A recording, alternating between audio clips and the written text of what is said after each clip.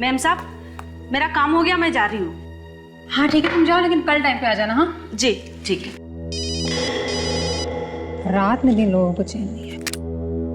हाँ हेलो, कौन? हाँ हाँ सुंदर बोलो। नहीं नहीं बोलो, क्या हुआ? तुम बहुत घबराए हुए लग रहे हो। नहीं वो तुम्हारी आवाज से ऐसा लग रहा है। क्या हुआ? क्या अक्षत का खून हो गया? कब, कैसे? ओह गॉड। अच्छा अच्छा तुम, अच्छा 1 मिनट होल्ड करना, मैं अभी अभी रमन को बताती हूँ।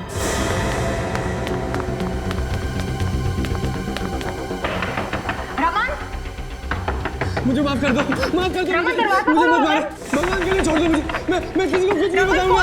प्लीज छोड़ दो मुझे, प्लीज छोड़ दो, छोड़ दो मुझे, छोड़ दो मुझे, छोड़ दो। रमन दरवाजा खोलो। Open the door Raman. Raman कौन था वो? रमन अरे घर में कोई है? रमन तुम ठीक हो ना? हे भगवान इतना सारा खून बह रहा है। अरे कोई एम्बुलेंस बुलाओ प्लीज। सुषमा मैं ठीक हूँ, तुम चिंता मत करो। तुम फौरन सीआईडी को फोन लगाओ। सीआईडी? क्यों? मेरी जान को खतरा है। कोई मुझे जान से मारना चाहता है। देखो और मुझे लग रहा है कि वो अभी यहीं पे। तुम फोन तो लगाओ प्लीज, जल्दी करो।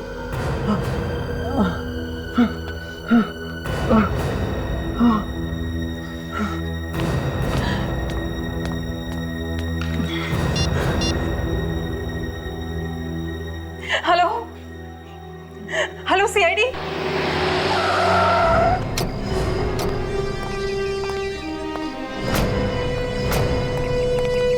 आइए एसीपी साहब, मैंने आपको फोन किया था। सुषमा जी हाँ जी सर। बताइए क्या हुआ? सर मेरे हस्बैंड की जान बहुत खतरे में है। किसी ने उन पर हमला किया है तो उन्हें मारना चाहता है उसे। कहाँ है वो?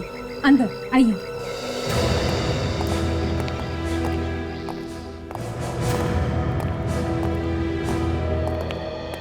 रमन जी जी क्या हुआ है? किसने मारा आपको?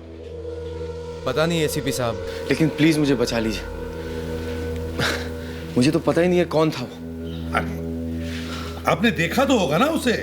नहीं सर, चेहरा तो दिखाई नहीं। सब कुछ इतनी जल्दी हो गया कि। पर मारा क्यों? सर क्या मालूम क्यों मारा। अरे कोई तो कारण होगा ना, किसी ने जो अचानक हमला कर दिया। कोई दुश्मनी? नहीं सर, मेरी तो किसी के साथ भी कोई दुश्मनी नहीं है। मैं तो हमेशा अपने काम से काम रखता हूँ। आप कहाँ थे जब ये हमला हुआ? जी मैं अपने कमरे में था कि अचानक पीछे से किसी ने हमला किया, और इससे पहले कि मैं कुछ कर पाता मुझ पे चाकू से ये वार किया यहाँ पे। सुषमा जी जब रमन पर हमला हुआ तब आप कहाँ थी? मैं तो ऊपर अपने बेडरूम में थी, लेकिन जब मैं नीचे रमन को बुलाने आई तो कमरा अंदर से बंद था। कमरा अंदर से बंद था? जरा दिखाइए वो कमरा। हाँ आइए।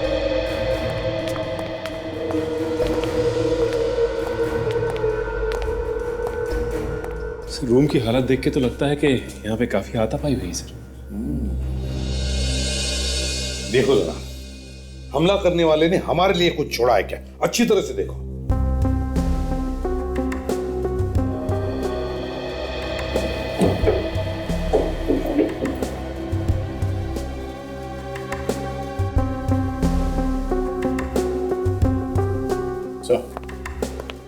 ये देखिए सर।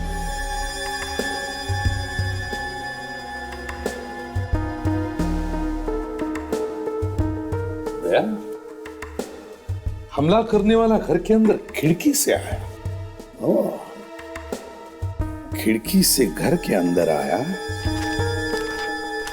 और भाग गया भी खिड़की से। या सुषमा जी, आप जब इस कमरे के अंदर आई तब रमन कहाँ पर था एग्जैक्टली? वो यहीं पे पड़ा हुआ था सर, खून में लथपथ। यहाँ पर सर किस तरफ था? इस तरफ। सर इस तरफ, मुंह के बल या पीठ के बल? पीठ के बल था सर। पीठ के बल मतलब ये ऐसे गिरा हुआ था? जी सर।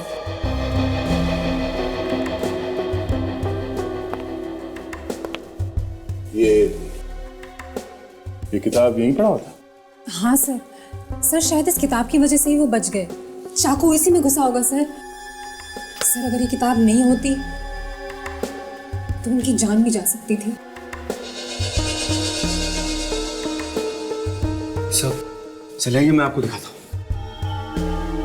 उसने मुझ पर चाकू ऐसे ऐसे मारा और मैंने ये किताब यहाँ पे रख लिया ऐसे।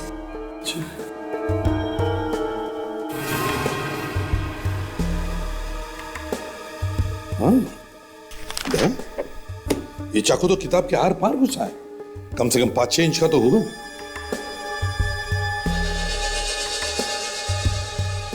सर इस किताब पे लगे इस निशान को देख के तो लगता है कि ये चाकू नोकीले दांत वाला था सर, कोई स्पेशल चाकू।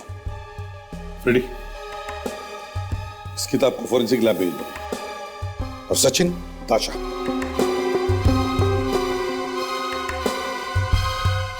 घर के बाहर जाके पता करो, देखो ये जो निशान घर के अंदर आए हैं वो कहां से आए। सर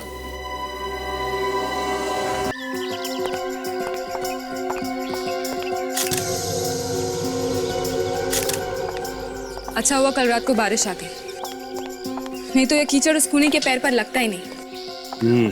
ये देखो, ये जो कोई भी है जिसने रमन को मारने की कोशिश की वो कोई लंबा चौड़ा आदमी लगता है।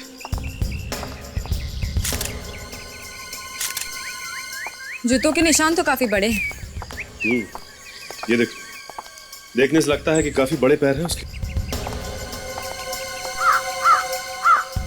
और ये देखो, यहां से उसके जूतों के निशान नहीं है। इसका मतलब यह है कि वो घास पे से चल के आया है। आश्चर्य की बात है कि वो खूनी यहां घास पे से क्यों आया? वहां किनारे किनारे लॉन से भी तो आ सकता था। अगर कोई आदमी चोरी छुपे आता है तो वो छिप छिप के आएगा, इस तरह खुलेआम तो नहीं आएगा। और अगर बारिश हुई है तो खिड़की क्यों खुली थी? खूनी आसानी से अंदर घुस गया।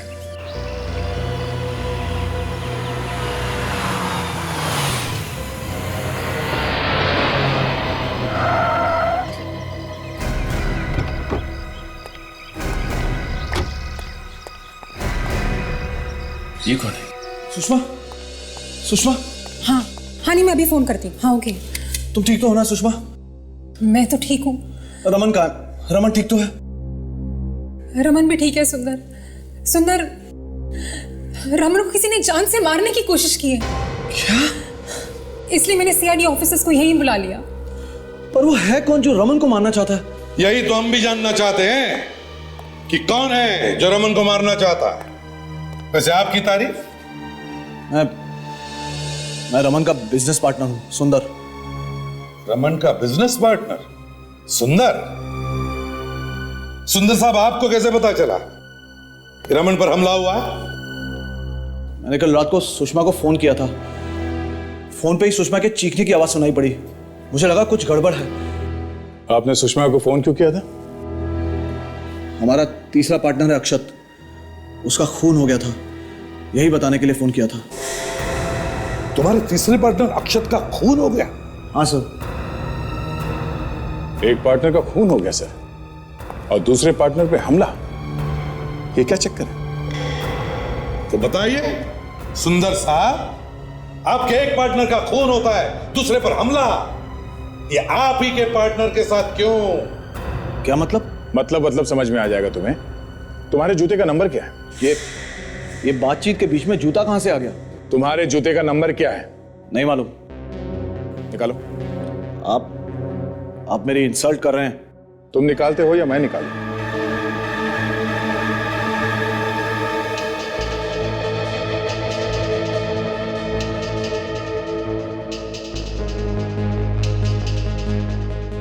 जूते का नंबर 10 है सर। तो क्या हुआ? ये 10 नंबर के जूते पहनने वाला आदमी आया था रमन को मारने के लिए। 3 पार्टनर्स में से एक का खून, दूसरे पे हमला, अब बचा कौन? सुंदर साहब, तुम्हारे दोनों पार्टनर्स की मौत के बाद कंपनी और सारा पैसा तुम्हें ही मिलेगा, है ना? ये आप लोग क्या बोल रहे हैं? मैं भला अपने पार्टनर्स को मारने की कोशिश क्यों करूंगा? कल रात 11 बजे कहां थे तुम? देखिए, आप बेवजह मुझ पे शक कर रहे हैं। मैंने कुछ नहीं किया। जो पूछा उसका जवाब दो। मैं कल रात पार्टी में था। मुझे वहीं पता चला कि अक्षत का खून हो गया। मैंने रमन को फोन लगाया, उसका फोन नहीं लगा, तो मैंने फौरन सुषमा को फोन किया। तुम्हें तो वैसे पता चल ही गया था। तुमने सुषमा की चीखने की आवाज सुनी थी, हाँ? तो तुम उसी वक्त यहाँ पे क्यों नहीं आए? वो मैं नशे में था। मैंने सोचा कि सुबह जाना ही बेहतर होगा नशा उतरने के बाद। कहानी अच्छी बनाई है, अच्छी बनाई है। आप चाहें तो सुषमा का मोबाइल चेक कर सकते हैं। मैंने लैंडलाइन से फोन किया था। दो मोबाइल देना। इसने तो पूरा इंतजाम कर लिया अपने आप को बचाने का। हाँ? आपने इन्हें अपने मोबाइल से क्यों नहीं किया फोन? मोबाइल की बैटरी डाउन थी, इसीलिए लैंडलाइन से फोन किया था। बैटरी डाउन हो गई थी। सर, एक ही लैंडलाइन का नंबर है इसके रिसीव्ड कॉल्स में, जो कल रात 11 बजे को आया था। पार्टी कहां पर थी तुम्हारी? आईसीआईस होटल में। आईसीआईस होटल में? दया, जाओ पता करो ये नंबर कहां का है।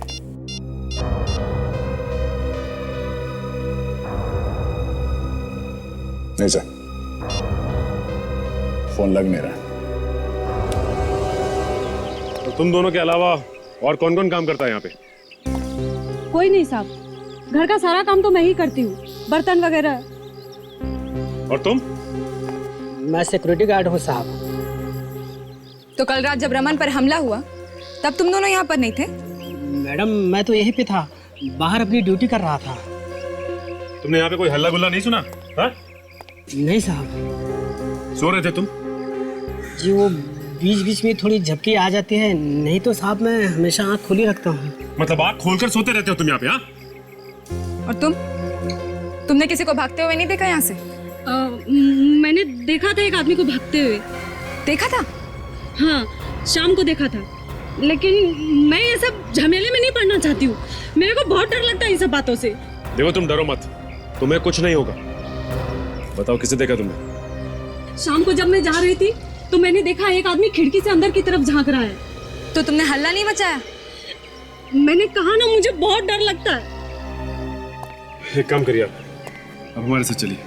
लेकिन साहब, मैंने किया क्या है? मैं कहीं नहीं जाऊंगी। देखिए, आप डरिए मत, आपको कुछ नहीं होगा। ताशा, एसपी सर के पास ले चलो। चलिए। आप ये रुकिए। जी सर। आइए। सर, इनका कहना है कि इन्होंने कल रात को किसी को देखा था खिड़की से झांकते हुए। खिड़की से झांकते हुए देखा तुमने किसी को? हाँ साहब। कौन था वो? कोई पहचान वाला था या अनजान? साहब, अंधेरा बहुत था, उसका चेहरा ठीक से दिखाई नहीं दिया। अच्छा, कितने बजे की बात है ये? यही 8 साढ़े 8 बजे की बात है, जब मैं घर जा रही थी। कहाँ देखा था तुमने इसे? रमन साहब के कमरे के बाहर खिड़की के पास खड़ा था वो। रमन साहब के कमरे की खिड़की के पास? ओहो हो। तो दया, इसका मतलब है वो जो भी कोई था वो इस घर के बारे में अच्छी तरह से जानता है, और यहां तक कि रमन साहब किस कमरे में रहते हैं, है ना? तो बताओ, कैसे दिखता था वो? कैसे दिखता था?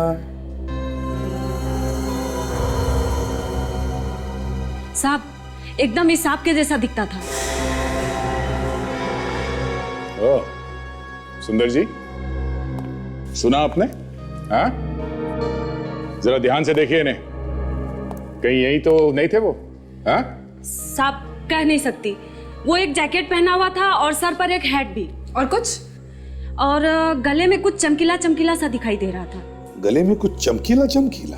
हाँ साहब, मेरे पास एक छोटी सी टॉर्च है, वो मैं हमेशा अपने पास रखती हूँ, आते जाते वक्त रास्ते में काम आती है। वो टॉर्च मैंने उसकी तरफ जलाया तो गले में कुछ चमकीला सा दिखाई दिया। कमाल है, उसने गले में कुछ पहना हुआ था ये मालूम है, जैकेट कैसे पहनी थी ये भी मालूम है, टोपी पहन रखी थी ये भी मालूम है, मगर वो आदमी कौन था ये नहीं मालूम। कुछ गड़बड़ है। हाँ? तुम कुछ छुपा रही हो क्या? कहीं तुम भी मिली हुई तो नहीं हो रमन पे हमला करने में? हाँ? माँ कसम साहब, मैं झूठ नहीं बोल रही हूँ। मैंने जो देखा वही मैं बोल रही हूँ और आप मुझे ही फंसा रहे हैं। कोई फंसा नहीं रहा है तुम्हें, समझे? गले पर टॉर्च मार सकती हो, चेहरे पर क्यों नहीं मारा? और जब मैंने पूछा तब कह रही थी मैंने चेहरा उसका नहीं देखा इसलिए कि बाहर अंधेरा था। झूठ बोल रही हो तुम। दया, इस नौकरानी पर नजर रखो, तब तक देखते हैं अक्षत के घर क्या मिलता है। माय गॉड, घर का पूरा सामान बिखरा पड़ा है।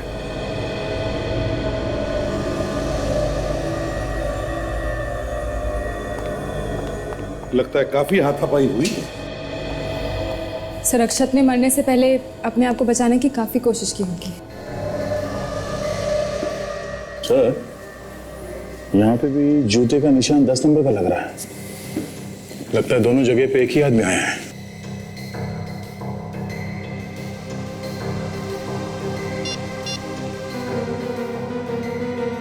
सांके, एक बात बता, इस अक्षत की मौत करीब कितने बजे हुई होगी? करीब 7 बजे। ठीक है, थैंक्स, ओके। सांके कहता है कि अक्षत की मौत करीब 7 बजे हुई होगी। और उस मेड सर्वेंट ने उस आदमी को खिड़की के बाहर कितने बजे देखा? सर, 8 बजे। 8 बजे। वैसे ये अक्षत का घर रमन के घर से कितनी दूरी पर है? सर, रमन के घर आधे घंटे में पहुंचा जा सकता है।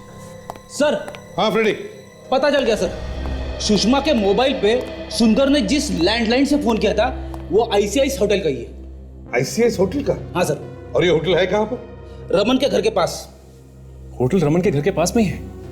तब तो सर सुंदर रमन के घर जाकर होटल वापस आ सकता था। सर, मुझे तो लगता है कि ये सब कुछ सुंदर ने किया है, प्लान करके। सर, हो सकता है।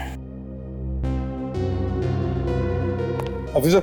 Yes sir. अक्षत की लाश के फोटोग्राफ्स हैं तुम्हारे पास? हाँ सर, है। हमारे पास कैमरा है जिसमें सारी क्राइम फोटोग्राफ्स हैं। गुड।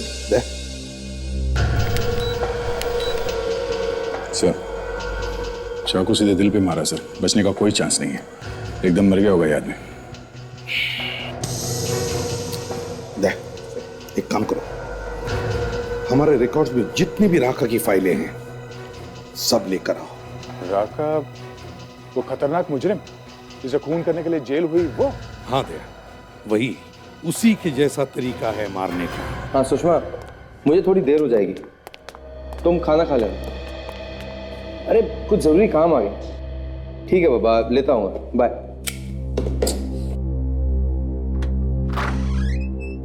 ये सर। अब सोहन, वहाँ ड्रॉर में एक फाइल रखी होगी लाल रंग की, डोटालीज इंडस्ट्रीज लिखा होगा, जरा निकालो। कहाँ गया? कल तो यहीं रखा था। क्या हुआ सोहन, क्या हुआ? लाश, मेरे ऑफिस में लाश।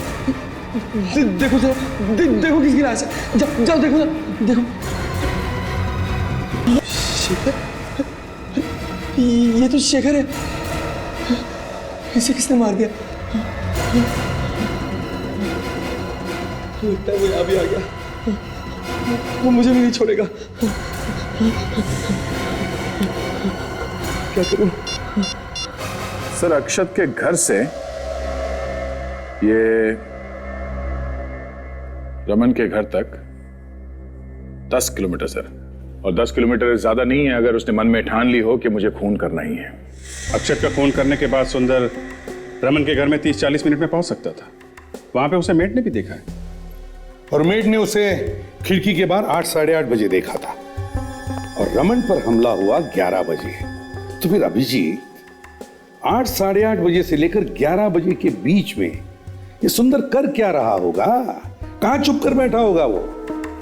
सर, ये हो सकता है कि मेड ने सुंदर को ही देखा हो, और जब सुंदर ने मेड को देखा वो वहां से भाग गया, और फिर जब मेड वहां से चली गई तो वो दोबारा आया 11 बजे हमला करने के लिए। हम अगर 11 बजे ही क्यों? 11 बजे ही क्यों? सर 11 बजे ही मौका मिला होगा, और जब हमले में रमन की जान बच गई तो ये सुंदर सीधा भागा आईसीआई होटल की तरफ, और वहां से इसने सुषमा को फोन कर दिया। एक गवाह भी बना लिया अपना, ताकि लोगों को लगे कि सुंदर तो उस वक्त आईसीआई होटल में था जब रमन पे हमला हुआ। एक मिनट फ्रेंड, ये आईसीआई होटल रमन के घर से काफी करीब है ना? हाँ सर। तो अगर सुंदर रमन पर हमला करके आईसीआईसीआई होटल तक भागा तो उसे 10-12 मिनट लगे होंगे। वहां से उसने सुषमा को फोन किया। अब सुषमा के कहने के मुताबिक उसी वक्त रमन पर हमला हो रहा था, क्योंकि रमन के कमरे में से चिल्लाने की आवाजें आ रही थी। तो फिर और कौन हो सकता है सर? सर राका को किसी केस में 14 साल की सजा हुई थी सर, और अभी 6 महीने पहले वो छूट के आया है सर। ये देखिए, राका जब भी खून करता है ऐसे ही छाती में चाकू गाड़ के दिल पंचर कर देता है। अक्षत का खून बिल्कुल ऐसे ही हुआ है सर। और अभी मेड सर्वेंट ने उस हमलावर के गले में लॉकेट देखा था। राका भी लॉकेट पहनता है गले में, और ये कपड़े बिल्कुल वैसे ही है।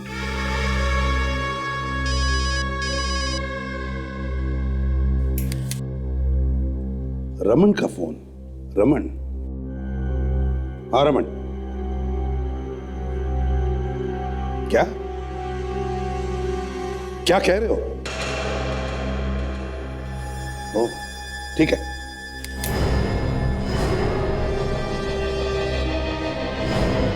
रमन के ऑफिस जाना पड़ेगा। हाँ रमन जी, कहां पर है लाश? आइए सर, मैं आपको दिखाता हूँ। चलिए।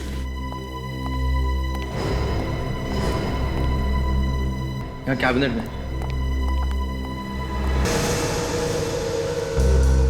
सचिन, बॉडी बाहर निकाल। संभल के। खून करने का तरीका बिल्कुल राका जैसा है। तो तुम्हें मारने आया था तो फिर शेखर को क्यों मारा?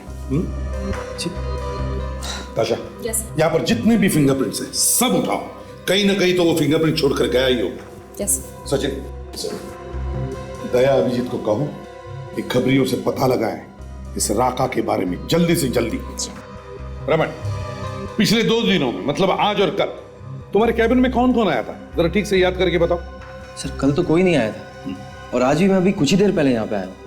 एक फाइल की जरूरत थी तो सोहन को अपने कैबिन में बुलाया। उसने ये कैबिनेट खोला तो ये लाश। कौन सी फाइल चाहिए थी तुम्हें? लोटाली इंडस्ट्रीज से। क्यों, किस लिए चाहिए थी ये फाइल? उनका टेंडर आया है, आज ही जवाब देना है। फिर सर ये फाइल अचानक इस टेबल पर से गायब हो गई, मिल ही नहीं रही है।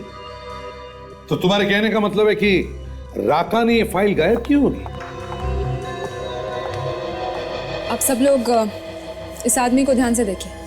क्या कभी आपने इसे यहाँ देखा है?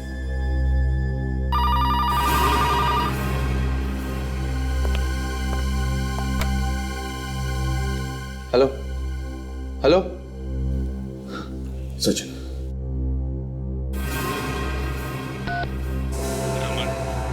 तुझे दुनिया की कोई भी ताकत नहीं बचा सकती। सीआईडी से मदद मांग के तूने बहुत बड़ी गलती की है। अब तो तुझे मरना ही पड़ेगा।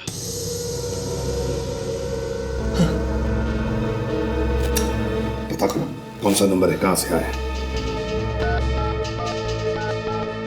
189-7283। 1 मिनट सर, क्या नंबर बोला आपने? 189-7283। ये तो हमारे ऑफिस का ही नंबर है, और सुंदर सर के केबिन का। चलो दिखाओ सुंदर साहब की केबिन। जल्दी। वहां पर सर वो तो जाओ। सचिन, गन निकालो। सदाका की ऐसी की तैसी।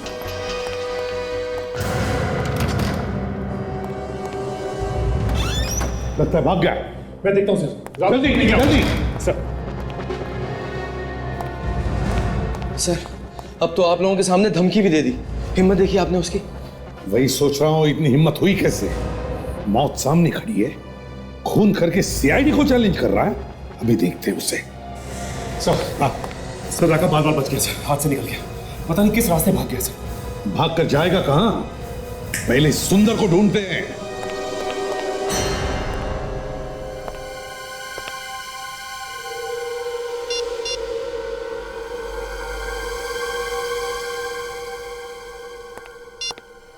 नहीं सर, काफी कोशिश कर ली, इस सुंदर का फोन लग ही नहीं रहा है। कुछ तो गड़बड़ है सुंदर के बारे में।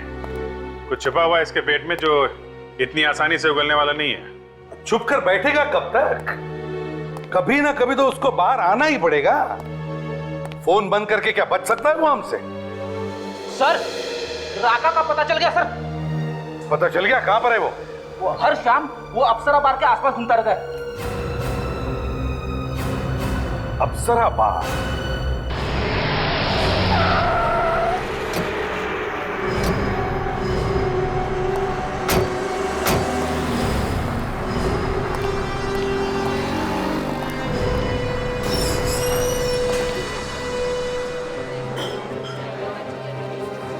ये मैनेजर कौन?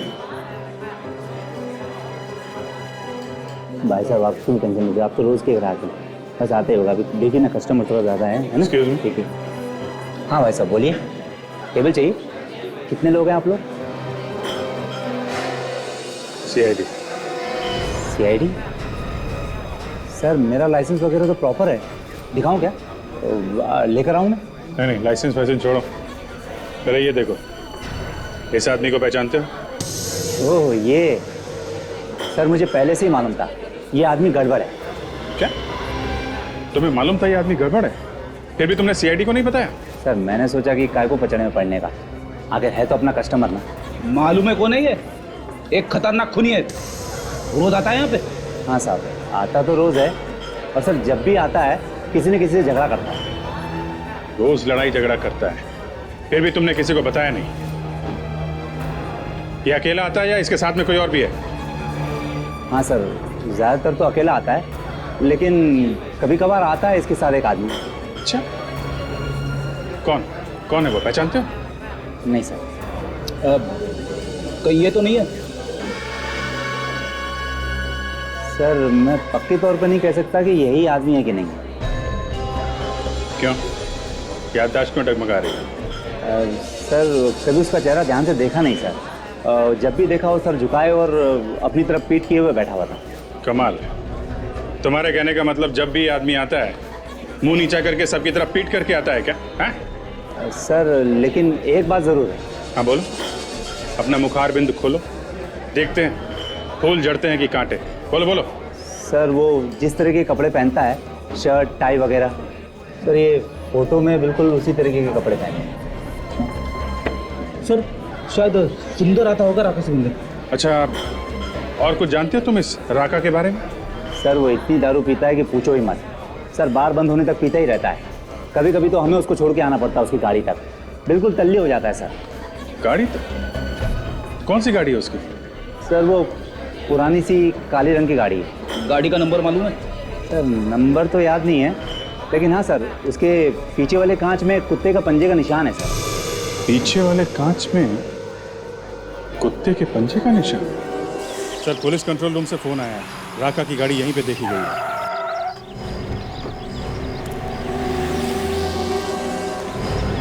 कोने में छुपा के रखी है गाड़ी ताकि किसी को दिखाई ना पड़े। ये देखो, कुत्ते के पंजे का निशान भी है।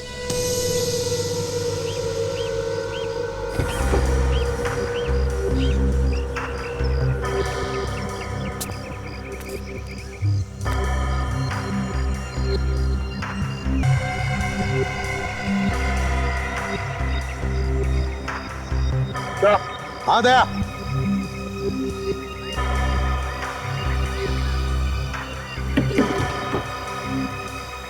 हाँ दया, ये देखिए सर, यहाँ पे मैट में खून फैला हुआ है। यहाँ पे तो बदबू नहीं, यहाँ कुछ है भी नहीं वैसे। जरा ये डिक्की का लीवर खोलो।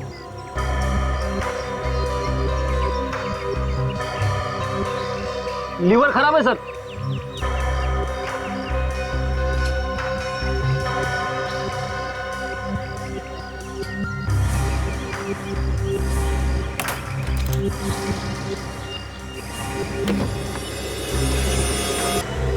माय गॉड सर, हाँ बदबू यहाँ से आ रही है सर।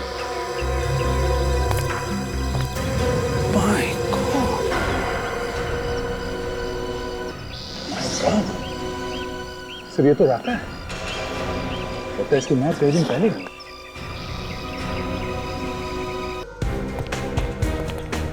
सर, सुंदर मिला क्या? बहुत जल्दी मेहमान बनेगा वो हमारा, उसका कैबिन चेक करते, ठीक है ना? जी।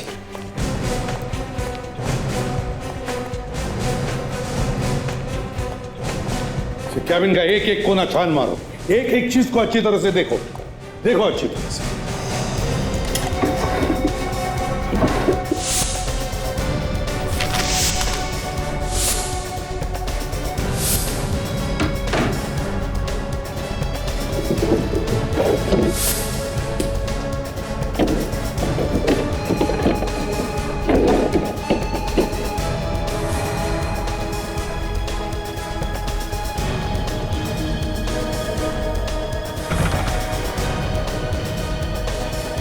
सर ये देखिए। सर खुफिया रास्ता लगता है। खुफिया रास्ता, सीक्रेट पैसेज ऑफिस में। ये सीक्रेट पैसेज ऑफिस में क्या कर रहा है? जरा खोलिए से पूरा बोलो। ओहो,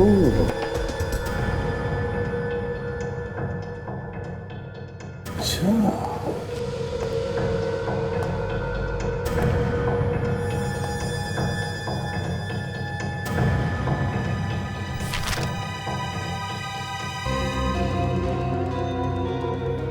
ओहो, लेन देन हिसाब किताब। कैसा लेन देन है सर?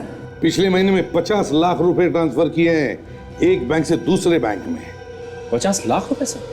सिर्फ इतना ही नहीं, पिछले 2 सालों में 5 करोड़ रुपए ट्रांसफर किए हैं। 5 करोड़। लगता है इसी धंधे के लिए ये खुफिया कमरा बनाया है, 2 नंबर के धंधे के लिए। सर इतने पैसे जा कहां रहे? जरूर किसी नकली अकाउंट में। नकली मतलब कंपनी के पैसों की हेरा फेरी कर रहा था।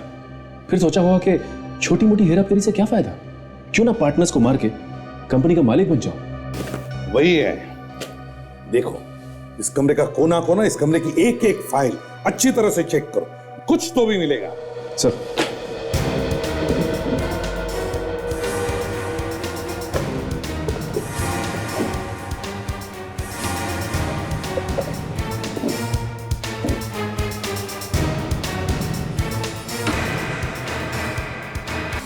सबूत मिल गया सर, सुंदर हाजिर है। सुंदर? ये देखिए सर, चाकू सीने के बीचों बीच लगा है, उसी तरह जैसे राका मारता है सर। कमाल है, राका तो मर गया, तो फिर इसे किसने मारा? सर हाँ सर, फॉरेंसिक रिपोर्ट में लिखा है कि राका की मौत 1 हफ्ते पहले हुई सर। क्या? 1 हफ्ते पहले? हाँ सर। अक्षत की मौत 3 दिन पहले हुई और 3 दिन पहले राका ऑलरेडी यमराज की गोद में आराम कर रहा था। तो अक्षत को किसने मारा? वही तो, ये चक्कर क्या है? जिस पर शक उसी की मौत। हाँ सर, पहले सोचा कि खून इस सुंदर ने किया होगा, पर किसी ने उसे मार दिया। फिर लगा कि राका ने खून किया होगा, तो वो भी मारा गया। कहीं दूसरा राका तो पैदा नहीं हुआ? क्योंकि असली राका का खून भी वैसा ही हुआ है। ये दूसरा राका पहले राका को जानता था। लगता है सर ये वही है जो राका से मिलने आता था अप्सरा बार में। सचिन, फाइल लेकर आओ जो हमें सुंदर के ऑफिस में से मिली थी। सर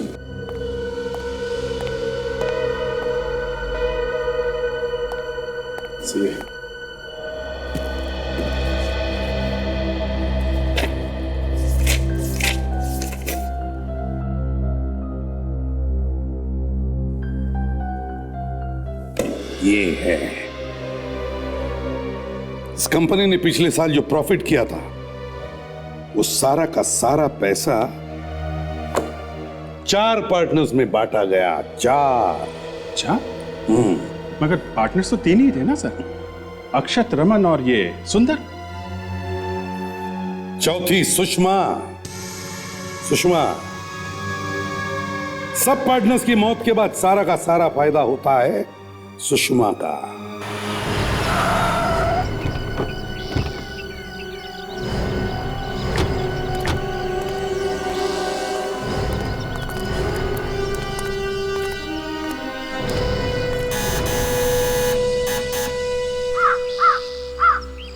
घर में कोई है भी या बाहर गए? सर खूनी अगर घर का कोई आदमी होगा तो जरूर भाग गए होंगे। साहब, आप लोग फिर से यहाँ? क्यों? नहीं आना चाहिए था? नहीं, वो इस वक्त घर पर कोई नहीं है, बाहर गए हैं, साहब भी और मैम साहब भी। अच्छा, ये दोनों अलग अलग गए हैं कि साथ में गए हैं? पहले साहब गए हैं और बाद में मैम साहब। कहाँ गए? कुछ बता के गए क्या? नहीं साहब, वो लोग कभी कुछ बता के नहीं जाते हैं मुझे। एक तरफ चुपचाप खड़ी हो जाओ, घर की तलाशी ले रहे हैं। अभिजीत, घर का कोना कोना छान मारो, अच्छी तरह से ढूंढो।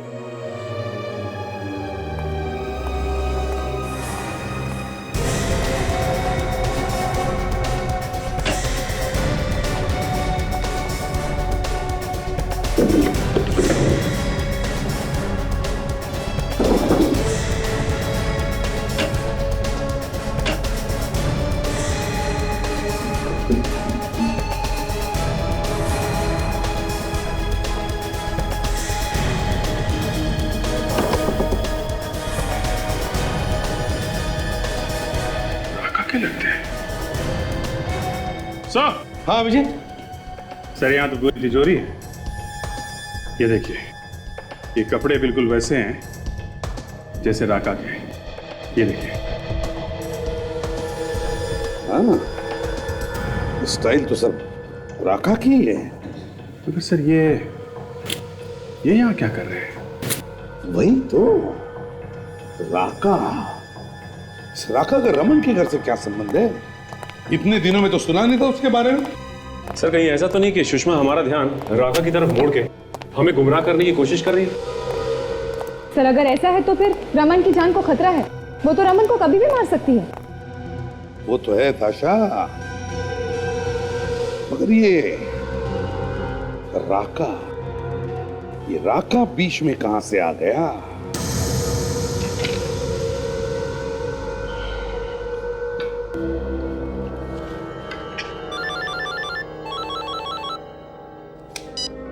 हेलो। हाँ, कहाँ हो तुम? वहां? मैं वहां आ जाऊं? अरे पर वो तो बड़ी डरावनी जगह है ना, काफी सुनसान सी। मैं वहां आ जाऊं? देखो तुम एक काम करो ना, तुम खुद ही मेरे ऑफिस आ जाओ। हाँ, क्या है कि काम बहुत ज्यादा है और ऑफिस से निकलना जरा मुश्किल है। अब एक मिनट, अब देखो तुम रहने दो, मैं ही आ जाता हूं। क्या कहा तुमने? बहुत जरूरी काम है ना? ठीक है। हाँ, मैं ही आ जाता हूं, आधा घंटा लगेगा। ओके।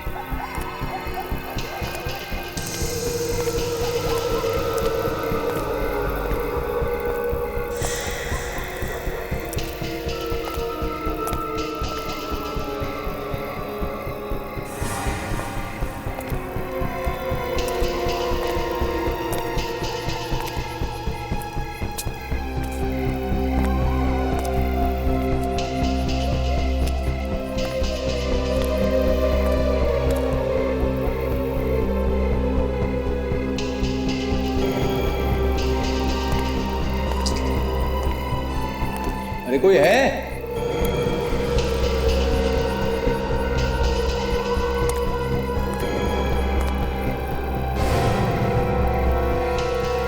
आ गया तू? कौन हो तुम? क्या चाहते हो? तेरी मौत। क्या? पर मैंने तुम्हारा क्या बिगाड़ा? कुछ नहीं। मैं तुझे वहीं पहुंचाने आया हूं जहां पे मैंने तेरे पार्टनर अक्षत और सुंदर को पहुंचाया है। नहीं, प्लीज मुझे छोड़ दो। देखो मैं तुम्हारे आगे हाथ जोड़ता हूँ, प्लीज छोड़ दो मुझे। तू बच नहीं सकता। ये रमन अपने आप को राका क्यों बोल रहा है? क्योंकि इस वक्त वो अपने आप को राका ही समझ रहा है। मतलब? विश्वास रखो, जल्दी समझ जाओगी। तुम राका हो तो फिर रमन कहाँ है? रमन की तरफ जो भी आंख उठा के देखेगा मैं उसकी आंखें निकालूंगा। रमन ने सब बता दिया मुझे कि कौन कौन उसे परेशान करता है। रमन ने बताया? कब बताया तुमने? अप्सरा बार में मिला था वो मुझसे। अप्सरा बार में जब मैं उससे मिला तो बहुत डरा हुआ था। उसने मुझसे कहा कि अरे जल्दी ला यार। मेरा ड्रिंक है, क्या कर रहा है? क्यों पंगा ले रहा है यार? राका ने जिस चीज पे एक बार हाथ लगा दिया, समझ जाओ राका का हो गया।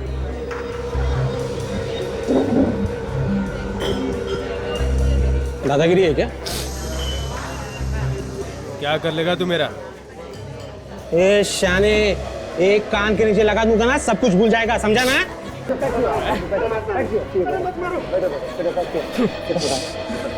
सॉरी आप इधर आइए।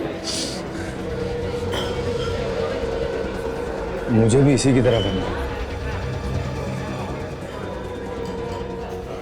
भाई साहब, मैं यहाँ बैठ सकता हूँ क्या?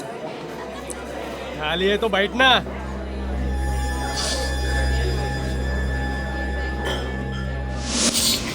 फिर जब कभी भी वो मुझसे मिलता अपनी परेशानियों पे रोता रहता, मगर मैं उसे परेशान करने वालों को नहीं छोड़ूंगा।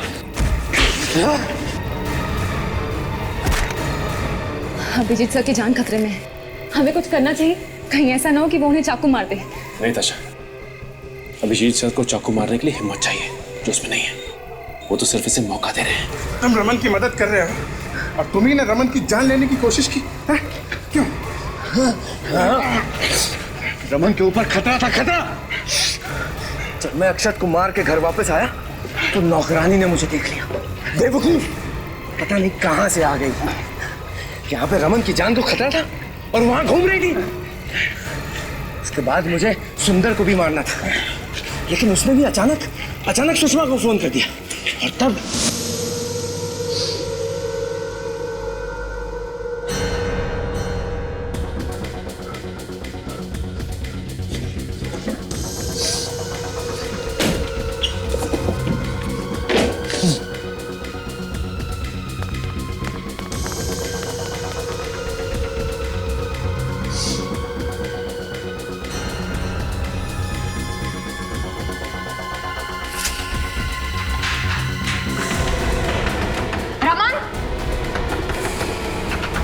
रमन, दरवाजा खोलो रमन।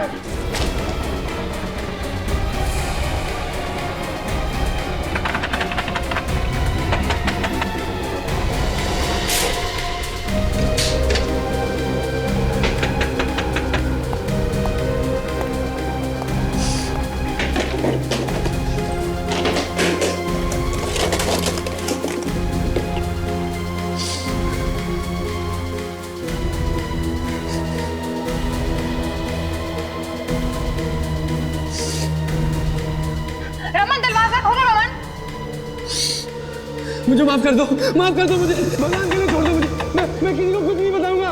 प्लीज छोड़ दो मुझे, प्लीज छोड़ दो मुझे। रमन, कौन है तुम्हारे साथ? रमन, दरवाजा खोलो।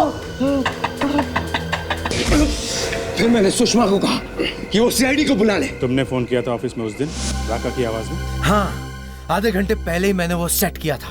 बाद में फिर से सब लोग रमन को ही परेशान करते।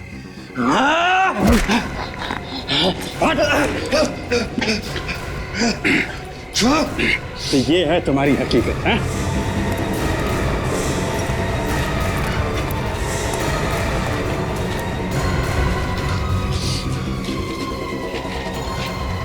सॉरी रमन। फिर रमन, ये तुम्हें क्या हो गया रमन? तुम भी रमन को परेशान करती थी ना? ये तुम क्या बोल रहे हो रमन? जो रमन को तंग करता है मैं सबको मार दूंगा। उस बेचारे असिस्टेंट को भी तुमने मार दिया ना? क्यों? मैं उसे मारना नहीं चाहता था, मैं उसे। लेकिन उस दिन जब मैं सुंदर को मारने कैबिन पहुंचा तो सर वो फाइल कहाँ पे रखी है? सुषमा, रमन को डॉक्टर के पास ले जाना पड़ेगा। उसे साइकेट्रिक ट्रीटमेंट की जरूरत है। नहीं, रमन को कोई तंग नहीं करेगा। कि जो भी उसे तंग करेगा मैं उसे मार डालूंगा। देखो, रमन को कोई तंग नहीं करेगा।